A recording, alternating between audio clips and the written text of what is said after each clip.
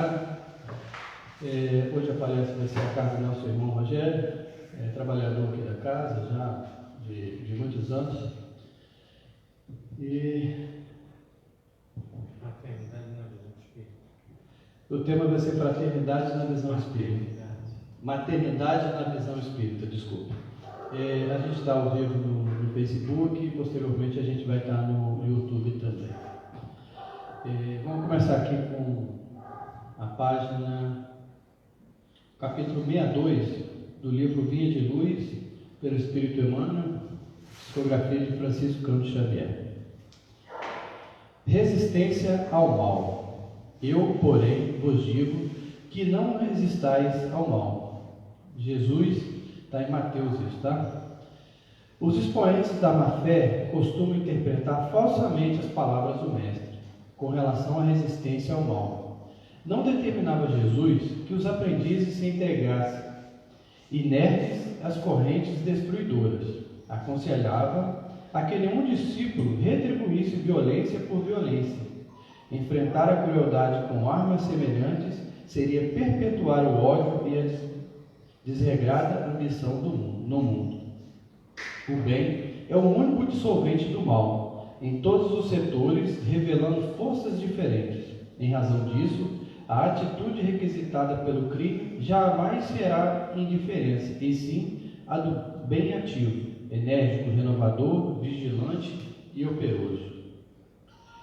Em todas as épocas, os homens perpetraram erros graves, tentando reprimir a maldade, filha da ignorância, com maldade, filha do cálculo. E as medidas infelizes, grande número de vezes, foram concretizadas em nome do próprio Cristo. Guerras, revoluções, assassínios, perseguições foram movimentados pelo homem, que assim presume cooperar com o céu. No entanto, os empreendimentos sombrios nada mais fizeram que acentuar a catástrofe da separação e da discórdia.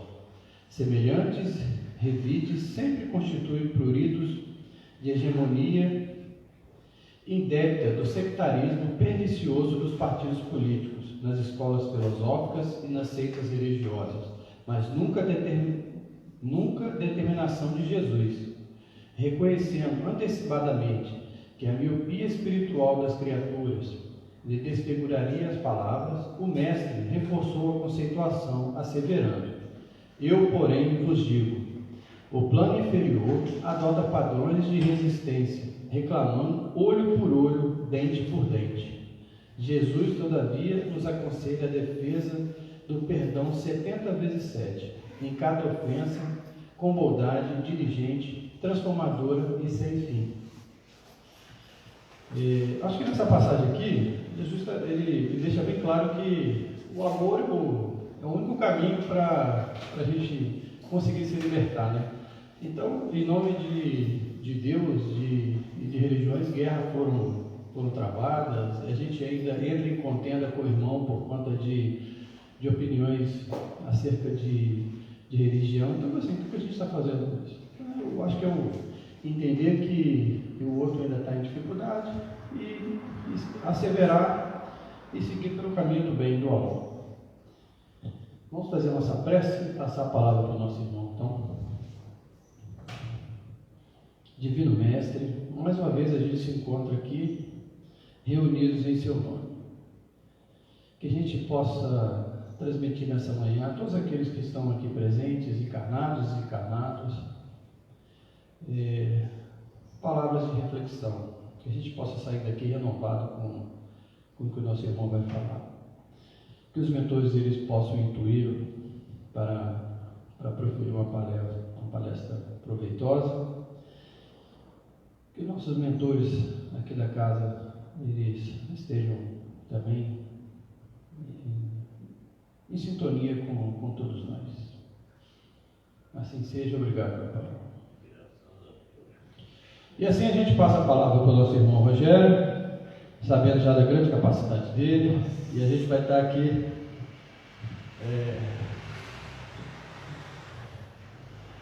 amparando ele.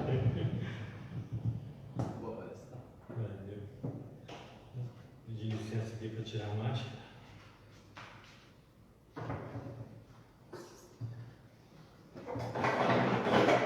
Bom dia a todos, que a paz do nosso Mestre Jesus possa nos envolver a todos.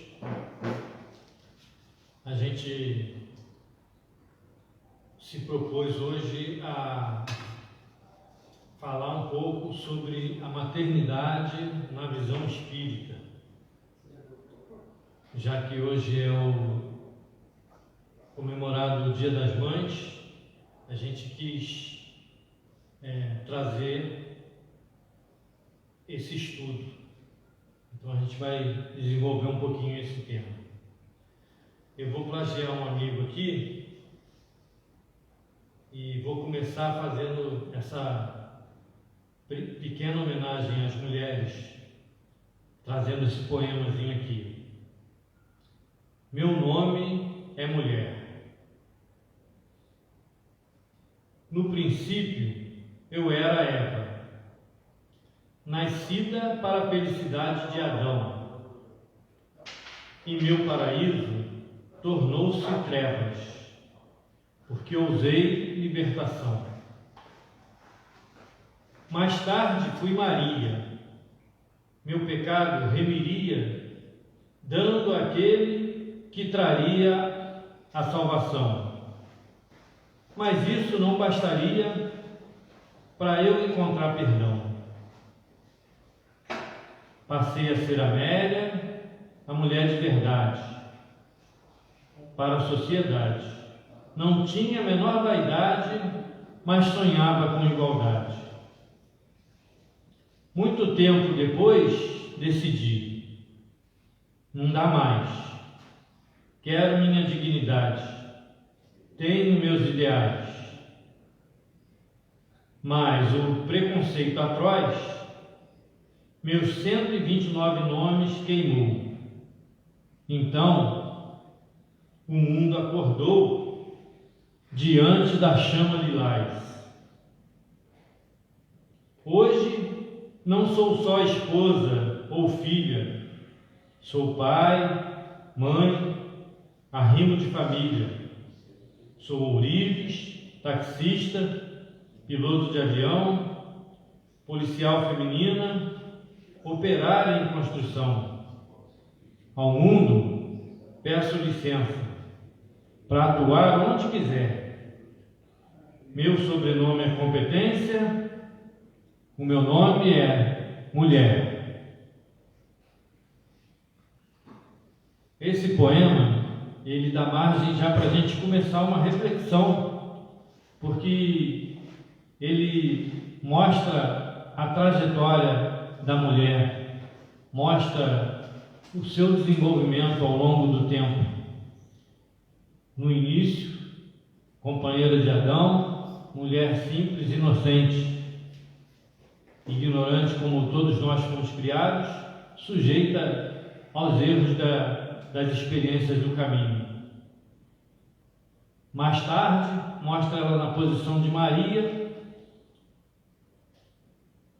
aceitando a missão de mãe, vivenciando toda a dificuldade da tarefa e, ainda assim, não foi suficiente para encontrar o perdão. Seguiu adiante na tarefa, buscando ser humilde, renunciar a si mesmo e veio a ser Amélia. Depois, já mais experiente, decide buscar os seus direitos, né, suas conquistas, os seus valores. E por aí afora a gente vai na nossa caminhada. Desenvolve, paralela à tarefa de mãe, várias tarefas na ajuda do sustento do lar, no sustento da família. É a caminhada da gente aqui na Terra. E ainda temos muito a conquistar e a aprender, né? Agora, analisando as Escrituras, a gente encontra no livro de Gênesis, da Bíblia, no capítulo 1, no item 26 a 28, diz assim: Deus criou o homem e a mulher, à sua imagem e semelhança. Os abençoou e disse-lhes: frutificai e multiplicai-vos, e enchei a terra, e sujeitai-a, e dominai sobre os peixes do mar, e sobre as aves do céu, e sobre todo animal que se move sobre a terra. No capítulo 2, no versículo 18, ainda de Gênesis, das Escrituras, está escrito assim: e disse o Senhor Deus: não é bom que o homem esteja só. Far-lhe-ei uma ajudadora, idônea para ele. Nas Escrituras, como a gente viu aqui, nós encontramos o esclarecimento de que fomos criados à imagem e semelhança de Deus. No livro dos Espíritos, descobrimos que somos criados simples, ignorantes, com a capacidade de nos aperfeiçoarmos, com a necessidade de vivermos em sociedade, transitando, evoluindo em dois ambientes, espiritual e material, sofrendo-lhes a influência e do meio, de todos à nossa volta e em relação com todos.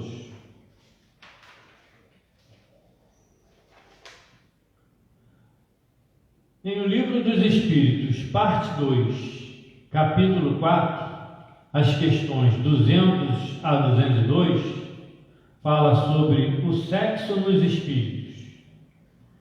E nos é revelado que os espíritos não têm sexo como entendemos, pois que dependem de organismos. Entre eles, há amor e simpatias baseados na identidade de sentimentos, e que o espírito que animou o corpo de um homem em nova existência pode animar o de uma mulher e vice-versa. E ainda acrescentando em nota que deve ser assim, porque os espíritos devem progredir em tudo. Cada sexo, como cada posição social, lhes oferece provas e deveres especiais, além da oportunidade de adquirir experiência. Na questão 582, está dito assim, e eu acrescentei um itemzinho aqui, só para... A gente sabe que o prefixo pater é utilizado na língua portuguesa para definir o homem ou a paternidade no sentido amplo do gênero humano, sem sexo. Mas eu coloquei pater, mater, uma homenagem às mulheres pelo dia de hoje. Então ficou assim a pergunta: pode-se considerar a patermaternidade como uma missão? E a resposta é sem contradita uma missão. É ao mesmo tempo um dever muito grande e que obriga, mais do que o homem pensa, sua responsabilidade pelo futuro.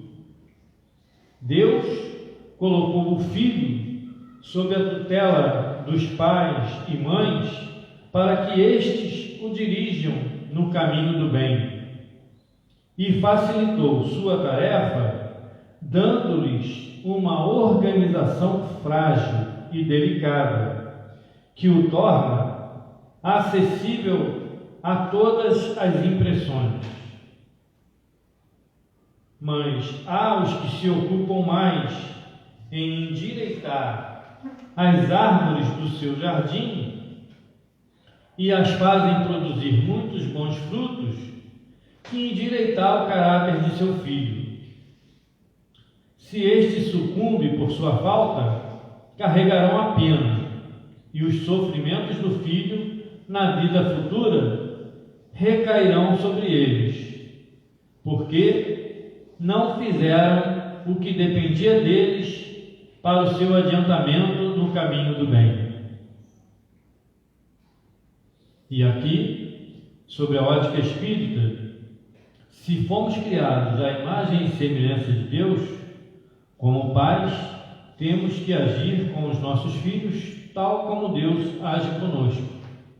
E esse alerta daqui, que às vezes a gente dá mais atenção a outros projetos do que a educação do filho, é um alerta da nossa obrigação no caminho que a gente deve seguir, para que a gente não se perca e para que a gente no futuro não sofra as consequências disso.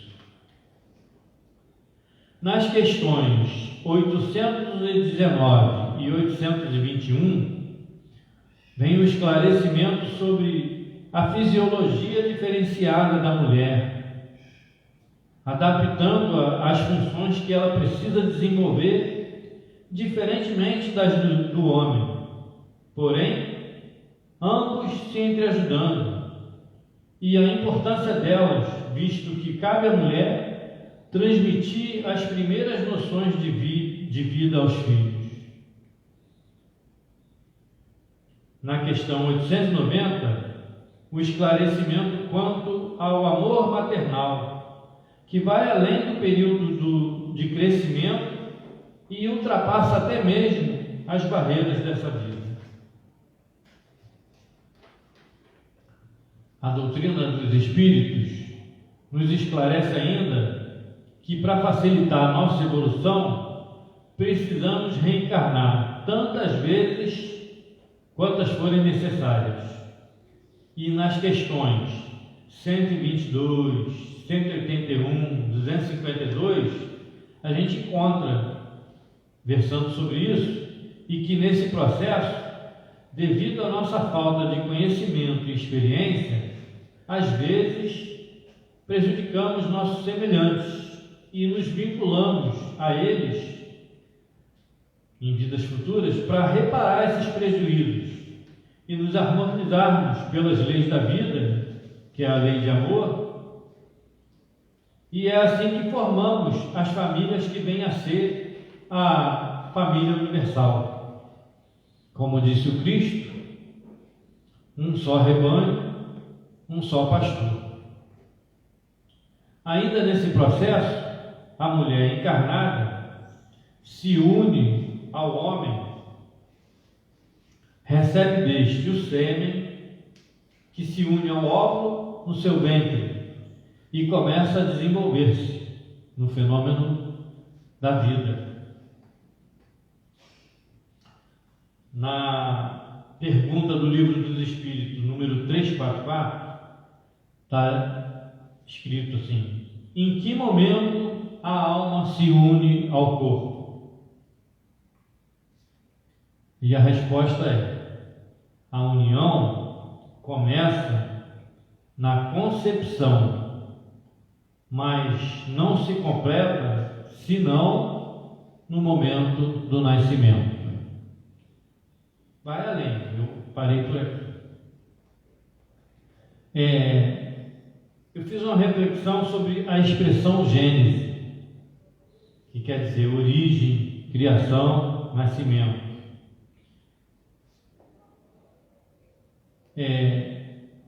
A gente reflete também sobre o princípio da vida, na visão espírita.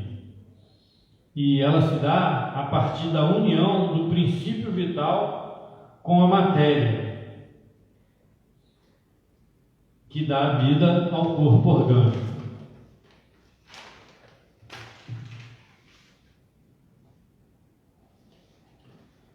No livro da Gênese, de Allan Kardec, em seu capítulo 10, item 18, está assim: combinando-se o princípio vital, o oxigênio, o hidrogênio o azoto e o carbono, temos um ser orgânico.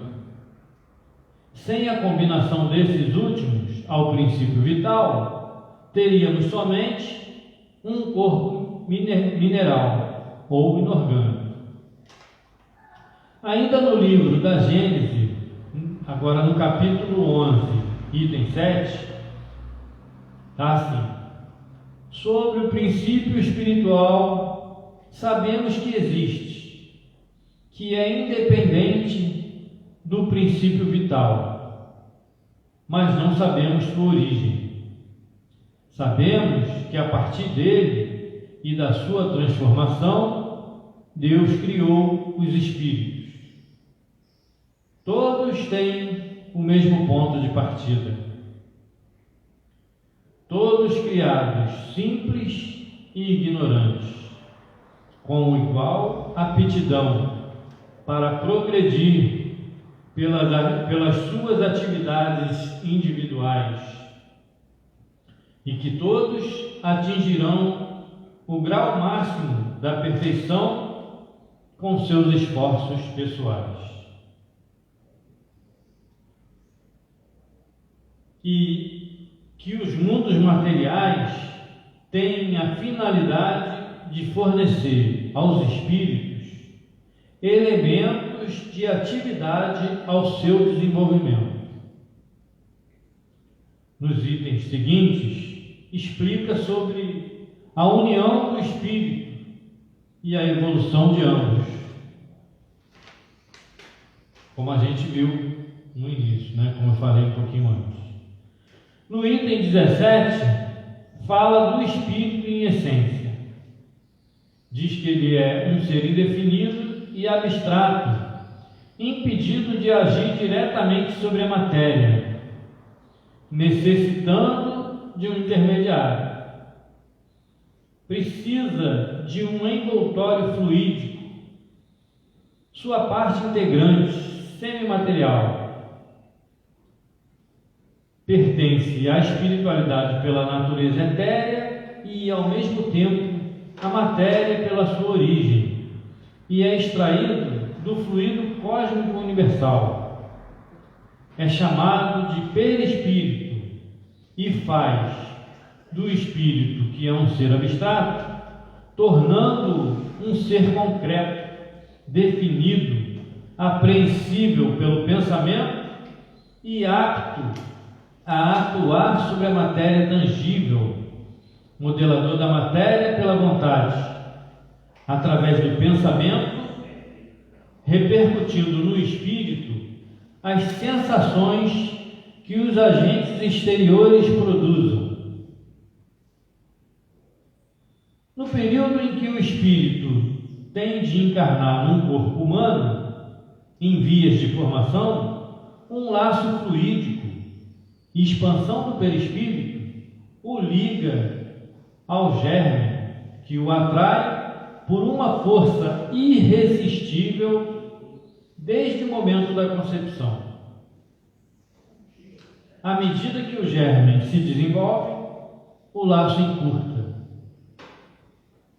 Sob a influência do princípio vital e material do germe, o perispírito, com certas propriedades da matéria, se une molécula a molécula ao corpo em formação,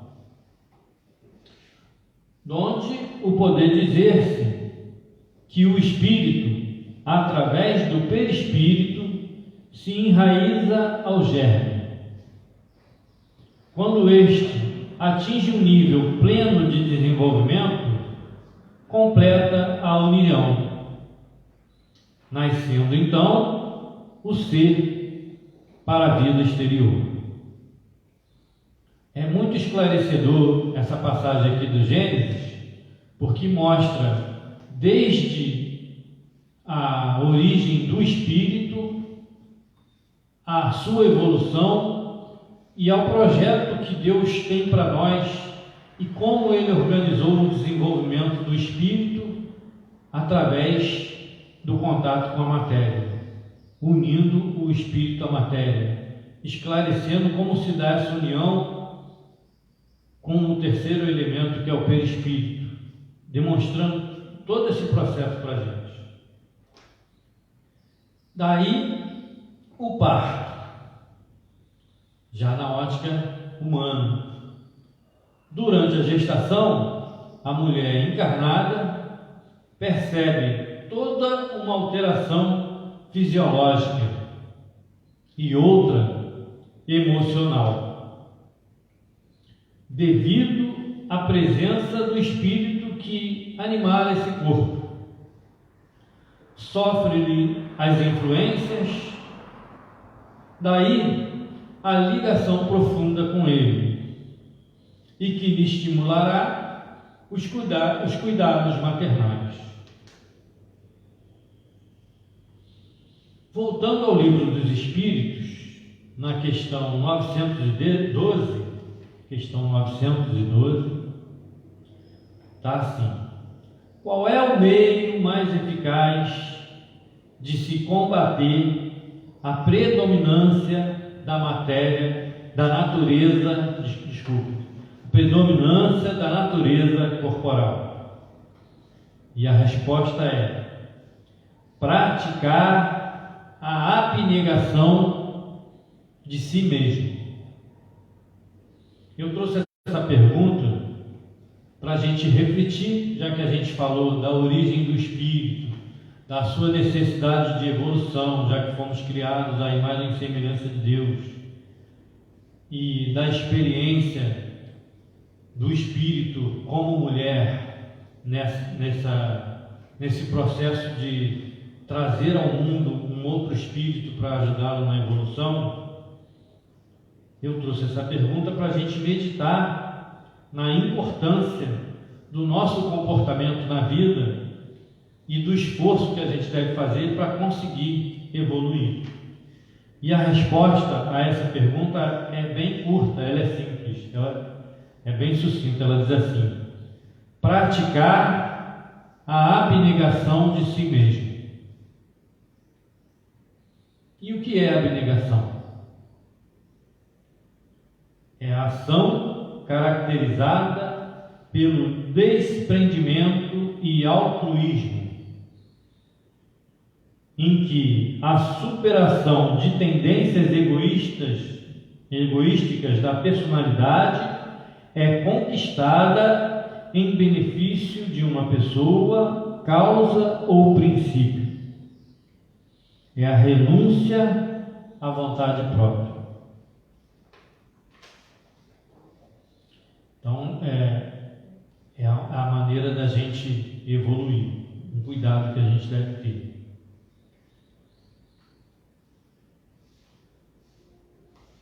No livro Leis de Amor, ditado por Emmanuel a Chico Xavier e Valdo Vieira, formatado em perguntas e respostas, um livrinho pequeno, mas muito interessante. Ele fala sobre a justiça da reencarnação, as consequências da vida em família, a posição de cada um dentro da família, a posição social. E então ele dá orientações de como a gente deve se conduzir nesse contato da vida em família, seja qual for a posição que a gente se encontre, sejamos filhos, sejamos pai, sejamos mãe, sejamos irmãos, no ambiente externo à família, na comunidade, no ambiente de trabalho, na posição que a gente ocupe. É importante a gente observar as nossas atitudes, como a gente se relaciona, para a gente não desenvolver vícios e não contrair dívidas, não criar dificuldades para a nossa própria evolução. É um livro bem esclarecedor. No livro Boas Novas, ditado por Humberto de Campos, é um livro com várias lições. Na lição número 22, na página 147, tem um conto que fala sobre a trajetória de Maria de Magdala, que compreende a mensagem de Jesus e troca a sua vida de dama de companhia de palácio. É uma função antiga que algumas mulheres desenvolveram. Como a gente já viu, as mulheres no passado eram muito submissas, e algumas mulheres,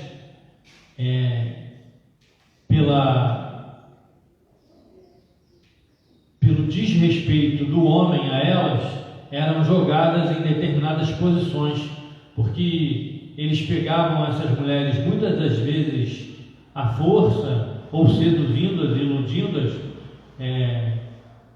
e usavam as mulheres para os seus prazeres sexuais e depois as abandonavam. E como elas não tinham como sobreviver, só lhes restava essa vida de dama de companhia dos homens, as meretrizes, né? E ela vivia assim. Tinha uma posição materialmente confortável, mas não tinha paz de espírito, né? Era uma mulher perturbada espiritualmente. E a partir do momento que ela encontra Jesus, ela se transforma e ela troca todo o conforto que ela conquistou às custas dessa vida por uma vida simples. Ela larga tudo e vai cuidar de pessoas enfermas, doentes. Ela vai viver no Vale do Silício, onde viviam pessoas com hanseníase, né? Antigamente se falava lepra, né? E naquela época era uma doença que não tinha tratamento, não tinha cura, e pelo preconceito da população, para não se contaminar, excluíam eles eram expulsos da sociedade, eram obrigados a viver afastados. E Maria de Magdala vai viver com eles, num trabalho de renúncia e de amor aprendido com Jesus. Vive com ele até o fim de seus dias e desencarna com essa peste. Mas aprendeu a lição aprendida com Jesus. Mostrando-nos um outro tipo de maternidade, a sua vivência, já que ela não foi mãe, até pela sua vida atribulada no início, né? Mas é um tipo de maternidade edificante, é um tipo de maternidade de quem se doa, de quem se entrega realmente. E seguindo seus passos, na atualidade mais recente, a gente encontra Madre Teresa de Calcutá, que, saindo do convento para o mundo, a começar pela Índia, faz de todo enfermo filhos seus, pensa as suas feridas, como fez o samaritano. Aqui na Bahia nós tivemos a irmã Dulce, também sublimando seus sentimentos, fazendo da assistência aos desvalidos o seu apostolado. Voltando novamente ao tempo de Jesus, nós encontramos a mulher da sociedade romana,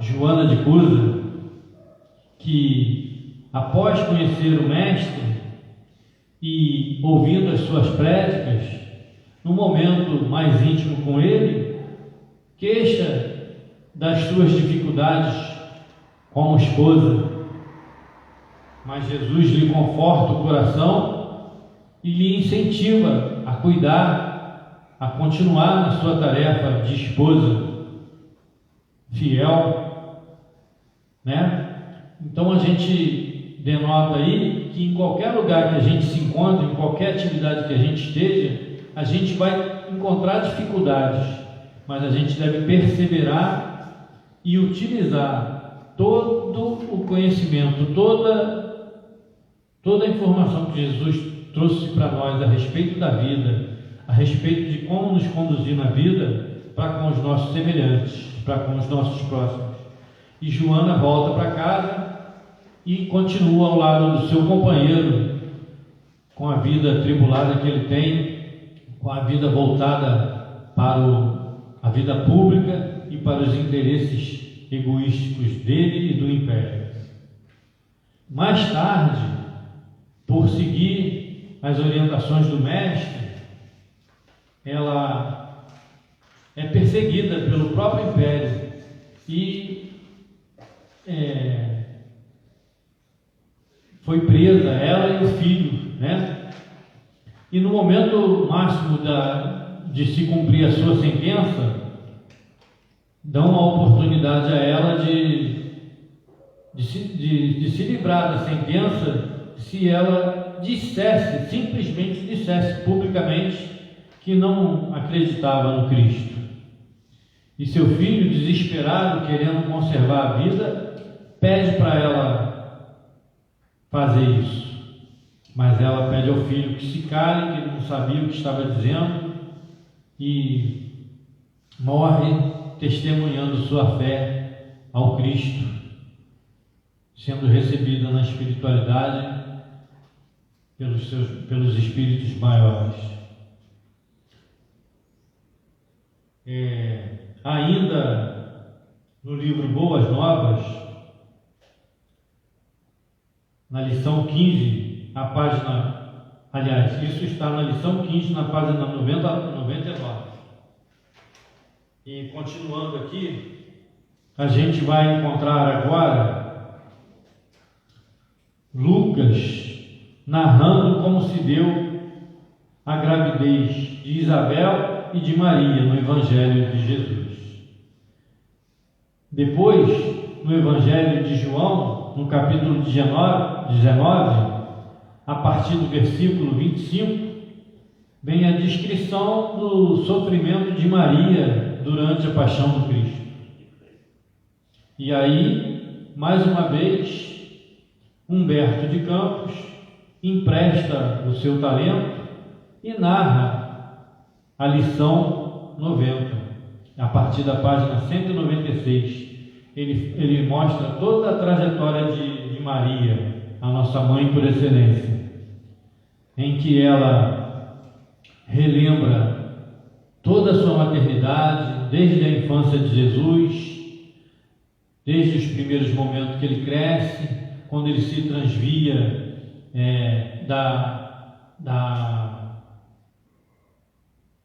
como é que chamava antigamente, da caravana que havia ido fazer a visita ao templo. Ele ficou para trás e ela, preocupada, vai procurar ele e vai encontrá-lo ainda no templo, discutindo com os sumos sacerdotes a respeito das leis de Deus, das Escrituras. Mais tarde, já um pouco moço, ela pede a ele para auxiliar num casamento, e ele faz o seu primeiro milagre, transformando a água em vinho. E depois, quando ele inicia a sua tarefa efetivamente aqui na terra, arrebanhando os seus discípulos, que vêm a ser os seus apóstolos depois, e pregando em todo Israel, ela vai ficando apreensiva com o trabalho que ele desenvolve, que vai despertando a contrariedade dos maiores do governo de Israel. E quando ele é preso, ela sofre todo o processo da sua crucificação, relembra tudo isso. E quando na cruz ele diz a ela e a João: mãe, eis aí o teu filho, filho, eis aí tua mãe. A partir dali, depois que ele é crucificado e desencarna, depois que ele reaparece a eles, reconforta os seus corações. João toma Maria e os dois vão conviver junto e desenvolvem um trabalho de assistência aos desvalidos também. E Maria trabalha ali até o final dos seus dias, sendo arrebatada ao final por Jesus. E pelas mãos do nosso inesquecível Chico Xavier, a gente tem as cartas consoladoras, o trabalho dele de psicografia e de conforto. E a gente vai encontrar vários depoimentos de várias mães que foram ao encontro dele buscando conforto para os filhos que antecederam a elas na passagem para a vida espiritual, porque elas se sentem vazias, uma dor que não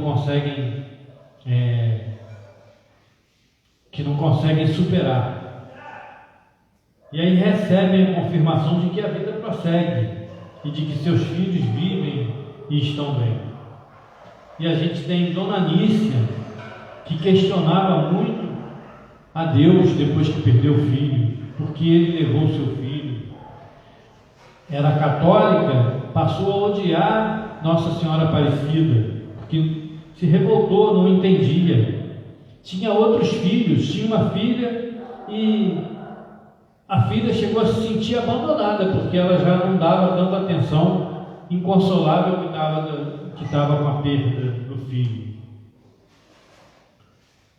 3 meses depois, um irmão católico, o irmão era católico, mas tentando amenizar as dores da irmã, a convida, a aconselha a procurar Chico para que ela pudesse ter o conforto que precisava.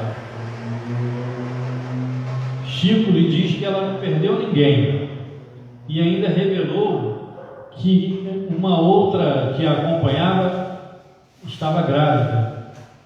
Fala que tinha um homem ao seu lado chamado Joaquim e a mãe também, e ela aguarda por comunicação das 14 horas da tarde às 3h30 da manhã. Era assim na época de Chico. A vida dele era muito extensa e multidões se aglomeravam buscando consolo.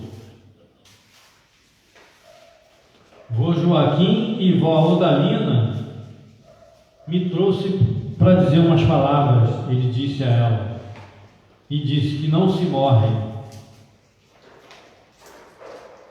Pede para não falar seu nome aos prantos, porque sofre, sente a influência do seu sofrimento, e isso é prejudicial para ele na vida espiritual. Aconselha o pai a não pensar em morte e promete voltar, porque ainda está debilitado. Mais tarde, ao pesquisarem quem é Joaquim, que eles não conheciam, eles vêm a descobrir que é o irmão de uma avó e é quem recebe o filho no mundo espiritual. Dona Sônia e seu Davi conheceram-se aos 15 anos e viveram 14 anos de casamento e tiveram 6 filhos. Era uma família de origem judia. Ela, quando conhece o Espiritismo, recebe mensagem do filho e se conforta. Ele se conforta também, mas não deixa o judaísmo não. E comentam que era muito difícil conviver essas datas festivas que o judaísmo trazia, eles tinham que comemorar, né? Porque o filho gostava muito dessas datas e era um momento então que eles sentiam mais a ausência dele, mas com a visita a Chico se confortaram mais. A esposa se transformou, se converteu ao Espiritismo, mas ainda se declara debilitada ainda, que ainda sentia momentos de depressão. Era confortável pelo Espiritismo, mas a ausência do filho ainda provocava nela algumas depressões.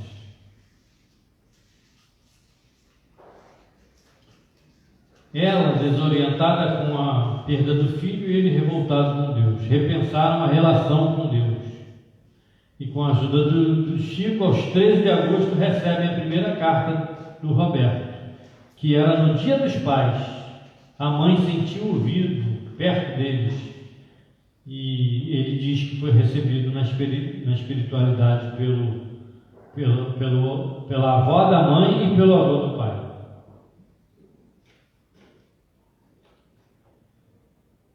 E eis aí, aqui, a transcrição da carta de um filho cuja mãe é a Dona Yolanda. Ele diz assim na carta: minha mãe, minha querida mamãe, aqui não é muito diferente daí, embora seja diferente daqui. Explicar como é isso, não sei ainda. Parece, mamãe, que as nossas vidas é como um rio. As águas do tempo nos levam para adiante e a gente vai seguindo, fazendo o que pode para não submergir e trabalhar de algum modo na viagem. Será que esta imagem me ocorreu por lembrar aquele dia que nós não queremos lembrar? Graças a Deus, vejo-a firme e valorosa, vivendo e sorrindo.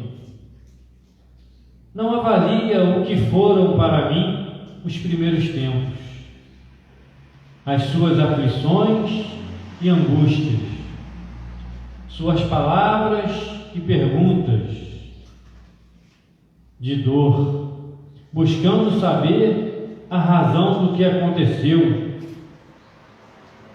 Isso me feria profundamente, porque eu desejava explicar sem conseguir expressar-me. Se o seu coração querido se colocar em lugar do meu, saberá como doíam aquele pranto e aquelas orações sentidas que recebia de seu carinho ante o meu retrato e à frente do lugar onde as últimas lembranças ficaram entre nós. Não julgue que eu não ouvia. Chorei com as tuas lágrimas por muito tempo, e com as tuas primeiras esperanças vieram surgindo na minha alma, aceitando realmente a vida além da morte. A luz nascente do seu amor foi também a minha luz. Agradeço hoje por tudo. A vida, mãezinha, é também uma espécie de livro em que lemos a pouco e pouco as circunstâncias em que nos encontramos enlaçados. Somos hoje uma família maior. A princípio, quase 4 fevereiros de retaguarda, supunhamos ser um grupo único em nosso bairro feliz de São Paulo. Depois, semana a semana, fomos descobrindo que somos muito. Hoje, costumo rir de mim mesmo. Fantasiava escrever uma carta revelando detalhes de casa e família. Mas antes que eu pudesse grafar o que pensava, eis que o Chico veio a nós. Temos tudo em comum: os conhecimentos do lar e os entes amados. Não consegui transitar nos fenômenos para reconhecer o maior fenômeno, que é esse profundo amor que nos reúne uns aos outros. Hoje, como antigamente, sinta-me chegando devagarinho para um abraço no coração, e ouça-me de novo a dizer: mamãe, eu estou com muita saudade de você, mas com muita saudade de você. Seu sorriso me iluminará, como acreditando e não acreditando no que eu dizia, para encontrar ainda mais o meu desejo de abraçá-la. Mas, abraçando meu Pai e a todos os nossos, no carinho que trago ao seu carinho, posso repetir: mamãe, é mesmo, eu estou com muita saudade de você, mas o meu coração está com o seu coração, para sempre. Sempre seu, Augusto César. Essa mãe, Dona Yolanda, ela hoje tem um trabalho de assistência, de ajuda, tipo uma fundação com o nome do Augusto. É espírita, era íntima do Chico. Quer dizer, eu digo que ela tem, mas eu nem sei se ela ainda está encarnada entre nós, porque isso já faz um tempo, né? Essas reflexões é para a gente prestigiar o dia de hoje das mães, é para a gente buscar compreender a nossa evolução de espírito, os vários degraus que a gente tem que galgar, a função da mulher na Terra, e a gente mostrou os dois lados das mulheres, das que conseguiram desempenhar bem as suas funções, das que conseguiram desempenhar bem, mas das que sofreram a perda e não souberam suportar, e para a gente encontrar na doutrina dos espíritos, na certeza da continuidade da vida, que a gente não perde nada, que a gente tem a missão de trazer ao mundo outra vida, ajudá-lo a crescer e evoluir, e a ter a certeza de que a gente vai se reencontrar na família maior, que é a família universal. Eu agradeço a todos, que Jesus nos abençoe e nos ilumine. Muita paz.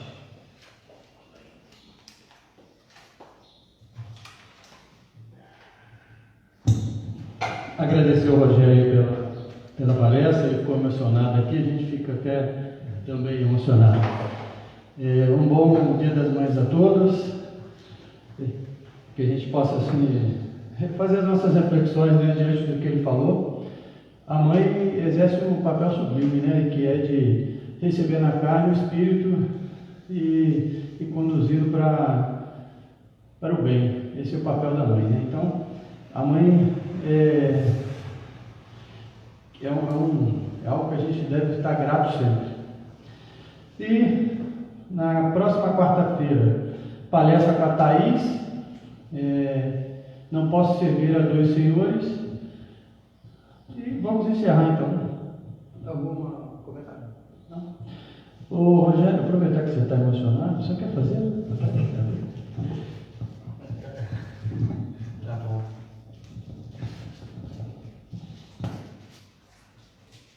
Jesus querido e amado, elevamos o pensamento a vós nesse momento,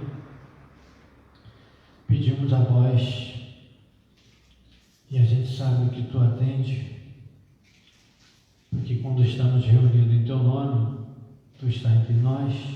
Então que possamos receber a tua influência fraterna sobre nós e que ela possa se estender além dessa casa, a todos os lares, a todas as mães, a todos os corações que sofrem. Que o seu amor possa nos envolver a todos, que possamos nos sentir agraciados e abençoados e fortalecidos, conscientes das experiências que temos que viver, que possamos aprender em Ti o amor que devemos dar aos nossos semelhantes.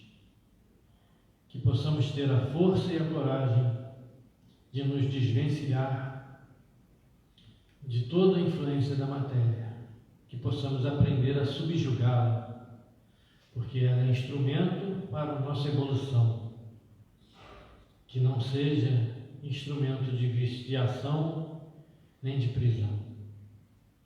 Com esse pensamento, pedimos a vós que ampare todos os desvalidos, pedimos a vós que conforte as mães que hoje sofrem a perda dos filhos, principalmente nos momentos atuais dessa pandemia que assola a nossa humanidade. Que possamos encontrar o conforto e a fé e compreender por que passamos esse momento. Pedimos por todos os corações, pedimos por aqueles que perderam também as suas mães, que sofrem à distância, que sofrem no momento essa separação, mas que possamos ter a certeza do reencontro no futuro. Pai querido e amado, pedimos a vós pelos nossos benfeitores da casa, que trabalham incessantemente para trazer a nós o esclarecimento e o conforto da tua doutrina de amor através da ótica espírita. Assim sendo, Mestre Jesus, abençoe a todos nós, despeça-nos em paz, para que no nosso dia a dia possamos fazer a tua vontade. Amém.